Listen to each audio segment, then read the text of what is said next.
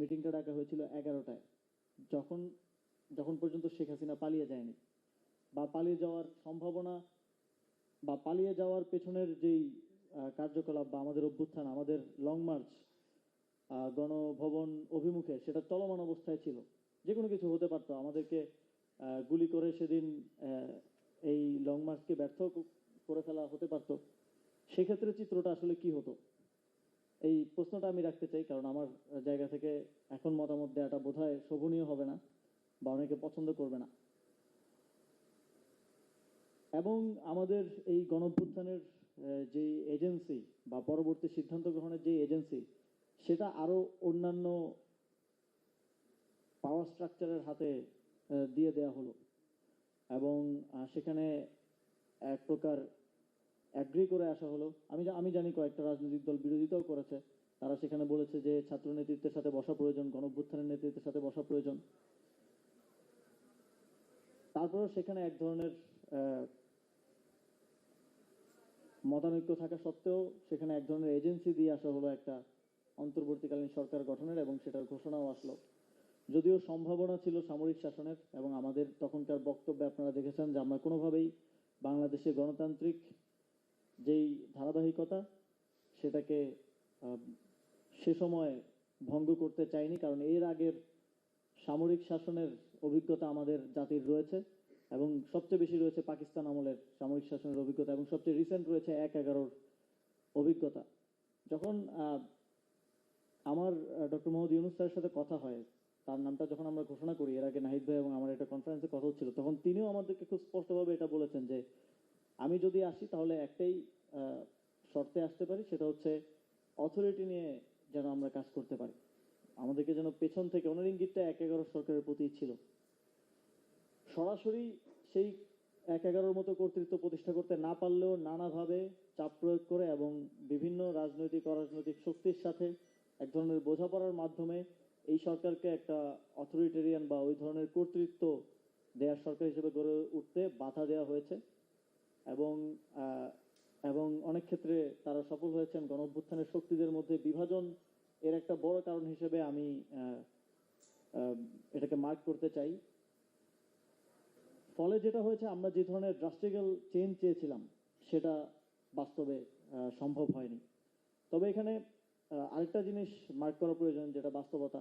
এই গণঅভ্যুত্থান কোনো রাজনৈতিক শক্তি কিংবা এমন কোনো শক্তি যার কাছে খুব স্পষ্টভাবে লিখিত কিংবা ডকুমেন্টেড আছে যে এই গণঅভ্যুত্থানের পরে কি হবে, এমন কোনো শক্তির হাত ধরে কিন্তু হয় নাই। 5 আগস্ট পর্যন্ত তো আমরা স্পষ্টভাবে বলতে পারি নাই যে এই জায়গায় এই পরিবর্তনগুলো আমরা চাই।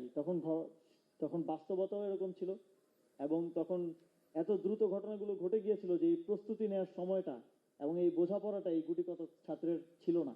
এই বাস্তবতাটাও আমাদেরকে স্বীকার করতে হবে। আমরা গুম অবস্থায় ছিলাম, আমরা যোগাযোগ করতে পারছিলাম না, ইভেন আমাদের সহযোদ্ধাদের সাথেও যোগাযোগ করতে পারছিলাম না, ফোন বন্ধ করে রাখতে হচ্ছিল। এবং সেই বাস্তবতার কারণেই আমরা 5ই আগস্টে একটা ঘোষণাপত্র দিতে পারিনি। আমাদের তখন একটা 5 পয়েন্ট রূপরেখা দিতে হয়েছিল, যে একটা অন্তর্বর্তীকালীন জাতীয় সরকার আমরা গঠন করতে চাই, গণহত্যার বিচার করতে চাই, রাজবন্দীদের মুক্তি দিতে চাই, আপনাদের যদি মনে থাকে।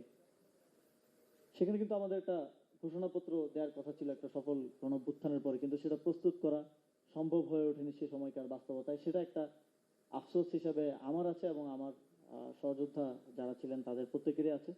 তবে সুসংবাদ হচ্ছে আগামী 5ই আগস্ট, আজ থেকে 3 দিন পর আমরা সেই ঘোষণাপত্র ঘোষণা করার মতো একটা জায়গায় পৌঁছাতে পেরেছি, এবং সেই ঘোষণাপত্রকে সাংবিধানিক স্বীকৃতি দেওয়ার একটা ঐকমত্যে প্রধান রাজনৈতিক দলগুলোর সাথে আমরা আসতে পেরেছি। এটা একটা সুসংবাদ। তবে আমাদের একটা গ্র্যাজুয়ালি 5 আগস্টের পরে যে আমরা এই গণঅভ্যুত্থানকে একটা গ্র্যাজুয়াল প্রক্রিয়ার মধ্য দিয়ে সফল করবো, এবং ফ্যাসিবাদী ব্যবস্থার বিলোপটাকেও আমরা আমাদের ঐকমত্য কমিশন, 11টা সংস্কার কমিশন, ঐকমত্য কমিশনের রাজনৈতিক দলগুলোর সাথে আলোচনার মাধ্যমে একটা প্রক্রিয়ার মধ্য দিয়ে বাস্তবায়নের সিদ্ধান্ত সরকার নিয়েছে, এবং সেটাও মোটামুটি চূড়ান্ত পর্যায়ের দিকে আছে। এখন পদ্ধতিগত কিছু বিষয় নিয়ে মতানৈক্য আছে, সেগুলোর মতৈক্যে যদি রাজনৈতিক দলগুলো পৌঁছতে পারে তাহলে আশা করি 8ই আগস্টের মধ্যে জুলাই সনদ যেটা আমরা বলছি, জুলাই চার্টার, সেটার বিষয়ে একটা চূড়ান্ত ঘোষণা, চূড়ান্ত একটা বোঝাপড়ায় আসা সম্ভব হবে। সারোয়ার তুষার ভাই যেটা বললেন যে পদ্ধতিটা কি হবে, সেটা কি কোনো ভোটের কথা বলছে, কেউ কেউ গণপরিষদের কথা বলছে, যে সাংবিধানিক কাউন্সিল গঠন করার কথা বলছে, কেউ কেউ বলছে নির্বাচিত সরকারের উপর ছেড়ে দেওয়া বা তাদের গুডউইলের উপর ছেড়ে দেওয়ার কথা বলছে। তো সে বিষয়ে রাজনৈতিক ঐকমত্যে আশা করি পৌঁছানো সম্ভব হবে। এবং যতই আমরা ঐক্যমত্যে পৌঁছাই, যতই আমরা পেপার ওয়ার্ক করি, দিন শেষে একটা বিষয় খুব স্পষ্ট এবং একটা বিষয়ে খুব লেভারেজ থেকে যায়, সেটা হচ্ছে ক্ষমতায় যে থাকে তার গুডউইল, তার যদি গুডউইল না থাকে, সে যে কোনোভাবে আমাদের দেশে না এবং পৃথিবীর থার্ড ওয়ার্ল্ড কান্ট্রিগুলোর মধ্যে গঠনতন্ত্র হয়েছে, সংবিধান হয়েছে, কিন্তু তারপরে ক্ষমতায় যারা যায় তাদের গুডউইলের কারণে সেটা কন্টিনিউয়েশন কিন্তু সেভাবে সম্ভব হয়নি। যেটা সারোয়ার তুষার ভাই তিনি আরো বিস্তারিত নিয়ে যেই সরকার গঠিত হয়েছে, তারা এসে জনবিরোধী কাজ করতে তাদের কিন্তু হাত কাঁপেনি। তো সেই জায়গা থেকে আমি মনে করি যে আমাদের জুলাই গণঅভ্যুত্থান সবচেয়ে বড় যে পরিবর্তনটা বাংলাদেশে সোসাইটির মধ্যে করেছে, সেটা হচ্ছে মানুষের মধ্যে রাজনৈতিক সচেতনতা, মানুষের মধ্যে স্পিক আউট করার, মানে কথা বলার যেই সংস্কৃতি, সেটা তৈরি করেছে আমাদের, বিশেষ করে যে আমাদের তরুণ প্রজন্ম, যারা বাংলাদেশের ভবিষ্যৎ এবং বর্তমান অবশ্যই, তাদের মধ্যে এই সচেতনতা তৈরি করেছে, যার ফলে আমরা যে কোনো রাজনৈতিক দল বা যেই ক্ষমতায় আসুক, তার গুডউইল থাক বা না থাক, তাকে প্রভাবিত করার মতো একটা জনগোষ্ঠী, একটা রাজনৈতিকভাবে সচেতন জনগোষ্ঠী বাংলাদেশে তৈরি হয়েছে। এবং এটাকে সামনের দিনে দায়িত্ব।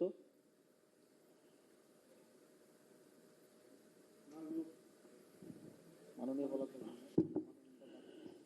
আচ্ছা, উপদেষ্টা আসিফ মাহমুদকে একটু কোয়েশ্চেন করতে চাই, সম্পূরক প্রশ্ন। সেটা হলো গিয়ে আসন্ন জুলাই ঘোষণাপত্র এবং জুলাই যে সনদ হবে আর কি, সেইটা কি জুলাইয়ের যে কমিটমেন্ট রয়েছে ফ্যাসিবাদী ব্যবস্থার বিলোপ, নতুন রাজনৈতিক বন্দোবস্ত, সেটার যে বাস্তবায়ন করার যে মানে বাস্তবতা আমরা যেটা দেখতে পাচ্ছি, যে কথাগুলো নিয়ে এতক্ষণ আলোচনা হচ্ছিল 3 জোটের রূপরেখার মাধ্যমে বা এর মাধ্যমে বিলোপ করে দেওয়া হবে না, রাজনৈতিক সরকারকে কি এই সংস্কার প্রক্রিয়ায় বাধ্য করার কোনো লিগ্যাল বাইন্ডিং ভোটের কথা বা অন্যান্য যে জিনিসগুলোর আলাপের কথা?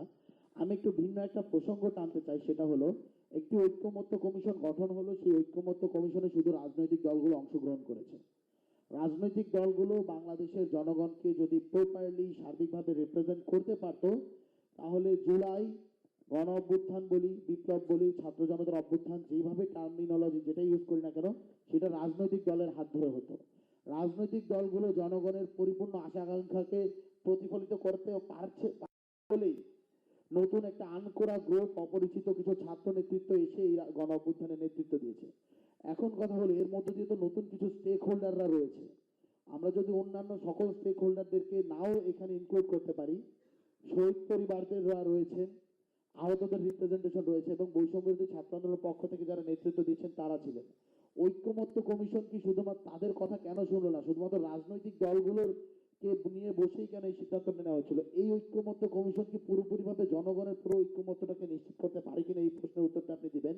এবং সেই সাথে একই জায়গায় কোশ্চেন করতে চাই, বৈষম্য বিরোধী ছাত্র আন্দোলনের যে নেতৃত্বকে, সেটাকে কি জুলাই সনদ এবং ঘোষণাপত্রে সঠিকভাবে স্বীকার করা হয়েছে কিনা, এবং জুলাইয়ের যারা নেতৃত্ব রয়েছে সারা বাংলাদেশ যারা আন্দোলনকারীরা রয়েছেন, তাদেরকে কতটুকু স্বীকৃতি দেওয়া হচ্ছে? কারণ ল্যাঙ্গুয়েজের জায়গা থেকে এবং ভাষার জায়গা থেকে আমরা দেখতে পেয়েছিলাম বৈষম্য বিরোধী ছাত্র আন্দোলনের নেতৃত্বকে অস্বীকার করা হয়েছে। সেখানে বলা হয়েছে বৈষম্য বিরোধী ছাত্র আন্দোলনের ডাকে বাংলাদেশের ছাত্র জনতা নেমেছে। নেতৃত্ব শব্দটাকে কেন অস্বীকার করা হলো, এই প্রশ্নের উত্তরটা আমি মাননীয় উপদেষ্টা আসিফ মাহমুদের থেকে জানতে চাই। প্রথমত যে প্রশ্নটা এসেছে যে প্রক্রিয়াটা কি হবে, প্রক্রিয়াটা এখনো যেহেতু ঐক্যমত্য কমিশনে ডিসাইড হয়নি, তবে আমি ব্যক্তিগতভাবে মনে করি যে প্রক্রিয়াটা অবশ্যই বাংলাদেশের, যে প্রক্রিয়াই হোক, সেটা বাংলাদেশের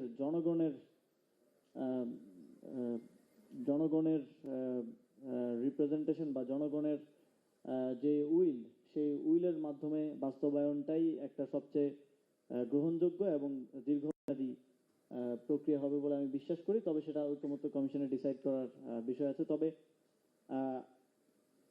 জনগণকে রিপ্রেজেন্ট করে ফর্মালি রাজনৈতিক আহ, ঐক্যমত্য কমিশন যখন আলোচনা করছে তার ফর্মাল বডির সাথে বসা ছাড়া আর কোনো মডালিটি আসলে ছিল কিনা সে বিষয়টি আমি জানি না।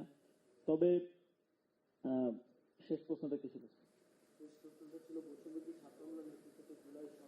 আসলে জুলাই ঘোষণাপত্রের সনদের একটা সোশ্যাল মিডিয়ায় আমরা দেখেছি যে সনদের খসড়া বা ঘুরছে, কিন্তু সেটা কিন্তু ফাইনাল না এখনো। যতক্ষণ না ফাইনাল ভার্সনটা আসছে ততক্ষণ পর্যন্ত বলা যাচ্ছে না। আর ঘোষণাপত্রের অনেক ভুয়া খসড়া বা অনেক পূর্বের খসড়া যদিও আছে, ঘোষণাপত্রের মূল কপিটা এখন পর্যন্ত আমিও দেখতে পারিনি। তবে মোটামুটি একটা ধারণা আছে ইন প্রিন্সিপাল। আপনারা জানেন যেহেতু এই সময়ে ঘোষণাপত্র দেয়া হচ্ছে, সেক্ষেত্রে প্রথম দিক থেকে একটা ছিল যে বিশেষ করে বড় রাজনৈতিক দলগুলোর সাথে একটা বোঝাপড়ার মাধ্যমে, ইন প্রিন্সিপাল একটা বোঝাপড়ার মাধ্যমে ঘোষণাপত্রটা দেয়া। এবং ঘোষণাপত্রের বিষয়ে এতটুকুই আমি আপনাদেরকে নিশ্চিত করতে পারি যে এই ঘোষণাপত্র জুলাই গণ অভ্যুত্থানকে, জুলাই গণ অভ্যুত্থানের জনগণের যেই আকাঙ্ক্ষা ছিল, জনগণের যে উইল ছিল এবং যেই ঐতিহাসিক প্রেক্ষাপটে এই জুলাই গণ অভ্যুত্থান সংগঠিত করতে হয়েছে, সেই ঐতিহাসিক প্রেক্ষাপটকে জাস্টিফাই করে। এবং এই ঘোষণাপত্র শুধু একটা পলিটিক্যাল ডকুমেন্ট না, এটার যথাযথ সাংবিধানিক স্বীকৃতি দেওয়া হবে। ধন্যবাদ আসিফ মোহাম্মদ সজীব ভুঁইয়াকে। এই মুহূর্তে আমরা দর্শক সারি থেকে 3টা প্রশ্ন নেব এবং 3টি প্রশ্নের মধ্য দিয়ে আমাদের যে আজকের এই সেশনটা আসলে শেষ করব।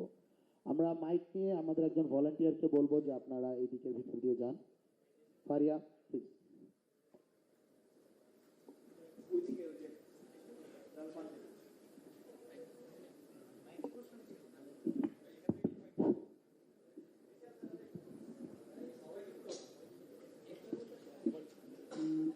আমরা এখানে সাংবাদিকদের প্রশ্ন না, বরং যারা দর্শক রয়েছে আমরা তাদের প্রশ্নটাই আসলে নিচ্ছি আজকের জন্য।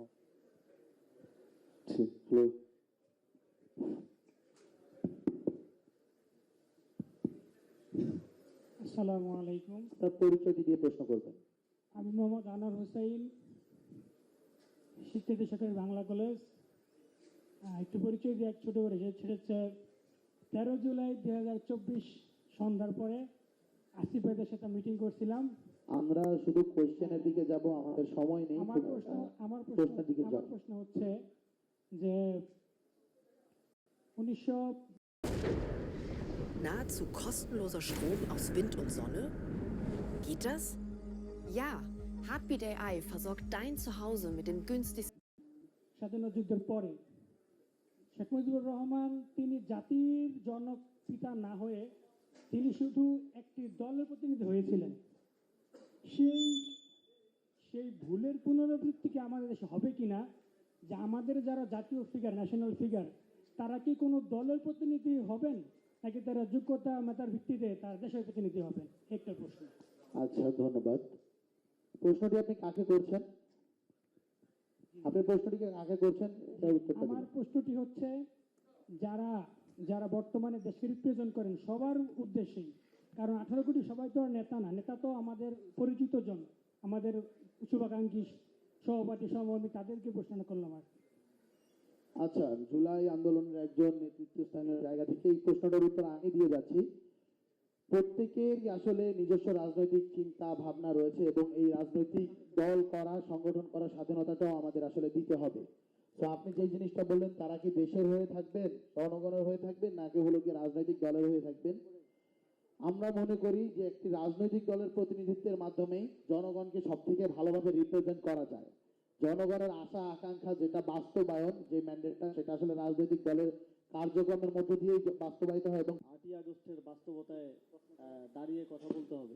সেটা আমরা আজকের বাস্তবতায় বললে হয়তো ওই সময়টার প্রতি ইনজাস্টিস করা হবে, বা যারা ওই সময় এই প্রক্রিয়া ছিল তাদের প্রতি ইনজাস্টিস করা হবে। যদি 5ই আগস্টের রাতের কথা বলি, আপনাদের ওই ভয়াবহ সময়টা সবারই মনে থাকার কথা।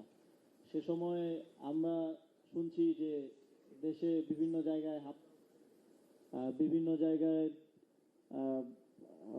বিদ্রোহের কথা শোনা যাচ্ছিল, বিভিন্ন জায়গায় কুয়ের কথা শোনা যাচ্ছিল, রাজারবাগে গুলির কথা শোনা যাচ্ছিল।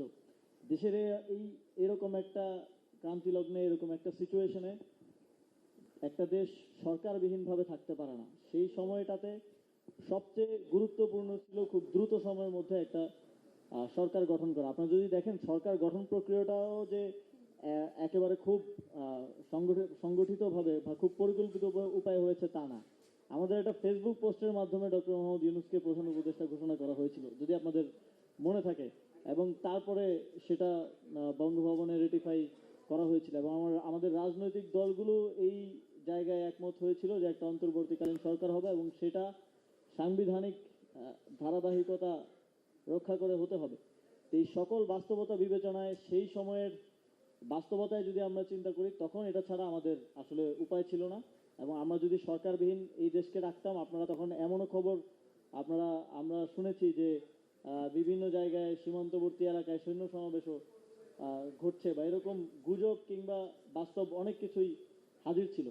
তো সেই বাস্তবতায় বাংলাদেশ যেন আরও খারাপ পরিস্থিতি কিংবা গৃহযুদ্ধের দিকে না যায়, সেটা নিশ্চিত করার জন্য এবং দেশের সার্বিক কার্যক্রম, আপনারা জানেন যে কোনো পুলিশ ছিল না, আমাদেরকে রাস্তার ট্রাফিক পর্যন্ত নিয়ন্ত্রণ করতে হয়েছে। ঢাকা শহরের মতো জায়গায় বিভিন্ন জায়গায় ডাকাতি হচ্ছিল। তখন দেশকে একটা আরও অন্ধকারে নিমজ্জিত হওয়া থেকে রক্ষা করার জন্য খুব দ্রুত সময়ের মধ্যে অন্তর্বর্তীকালীন সরকার গঠন করতে হয়েছে এবং সেক্ষেত্রে যে স্টেক হোল্ডাররা আছেন, গণঅভ্যুত্থানের নেতৃত্ব, বিভিন্ন রাজনৈতিক দলের নেতৃত্ব, সিভিল সোসাইটি, সবার সাথে কথা বলে সরকার গঠন করতে হয়েছে। তখন আমাদের একটা ইচ্ছার জায়গা ছিল যে আমরা একটা অন্তর্বর্তীকালীন জাতীয় সরকার গঠন করব, যেটা আরও শক্তিশালী এবং আরও অন্তর্ভুক্তিমূলক হবে। কিন্তু দুঃখজনকভাবে আমাদের প্রধান রাজনৈতিক দলগুলোর অনিচ্ছা এবং তারা ডিনাই করার কারণে সেই প্রক্রিয়াটা আমরা বাস্তবায়ন করতে পারিনি, যে কারণে রাজনৈতিক অংশগ্রহণটা এই সরকারে ছিল না। এই সরকারটা সিভিল সোসাইটি, স্টুডেন্ট এবং সমাজের অন্যান্য স্টেক হোল্ডার থেকে নিয়ে